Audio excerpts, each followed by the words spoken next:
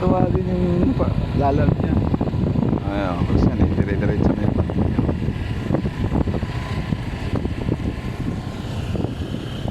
Ang magandang view.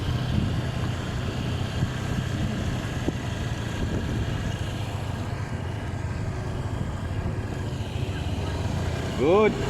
Kuha na, kuha na. Alalay lang. Oh, ayan o. Taray. Taray. Pwede na. Pwede na mag-aerox. Pwede na.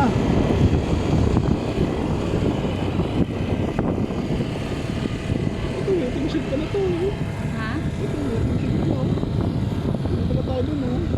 Meeting siya ka rin. Cemetery rin. Lapit na yan ah. Pero,